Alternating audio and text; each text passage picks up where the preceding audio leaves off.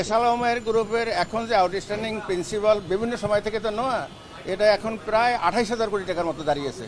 ধরুন net up করলেও 26,000 কোটি টাকার কম না, এটা শুধু ওনার কাছে পাওনা। এবং এই পাওনার পিছনে যাদের নামে এই বিনিয়োগগুলি বা ঋণগুলি লেখা আছে তাদের খোঁজও পাওয়া যায় না। এইগুলি রিপোর্টিং কিন্তু বিভিন্ন সময় আপনারা করেছেন।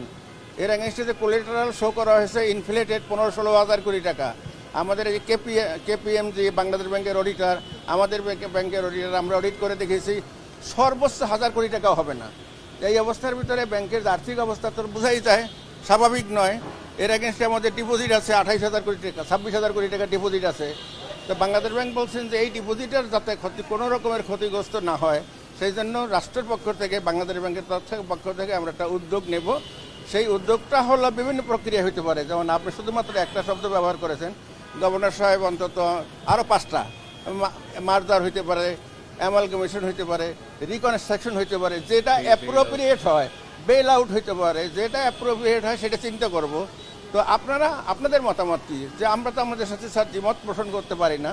ডিপোজিটরের টাকা আমরা সংরক্ষণ করতে হবে, তাদের দাবি মেটাতে হবে। আমরা তাদেরকে এটাই বলতে চাইছি যে আমরা ইন দি ফিল্ড আমরা খুবই অসুবিধার ভিতরে আছি, কারণ সবসময় ডিপোজিটাররা তাদের টাকা নেওয়ার জন্য আসে, আমরা তাদেরকে সবসময় অনার করতে পারছি না। তা এমত অবস্থায় গভর্নর মহোদয় সর্বশেষ যে কথা বলছেন যে আপনাদের ভিউ আমরা পেলাম এবং কেপিএমজির তো লিখিত রিপোর্ট এখানে আছে, এর ভিত্তিতে আমরা ফার্দার আলাপ আলোচনা করে যে পন্থাটা সঠিক হয়, সহজ হয়, দুর্বিষহ না হয়, সময় সাপেক্ষ না হয়, এরকম একটা উপযুক্ত ব্যবস্থা ইনশাল্লাহ আমরা গ্রহণ করি। তার মানে স্যার আপনি গভর্নরের সাথে একমত হয়ে এসেছেন? স্যার গভর্নর সাহেবের টিমটা পুরাই ছিল, 4 জন ডিজি ওনারা ছিলেন এবং ওনাদের দ্বারা এই যে আপনার রিকনস্ট্রাকশন রেজলিউশন ডিপার্টমেন্ট নতুন তাদের কর্মচারী ছিলেন, উপদেষ্টা মহোদয়রা ছিলেন।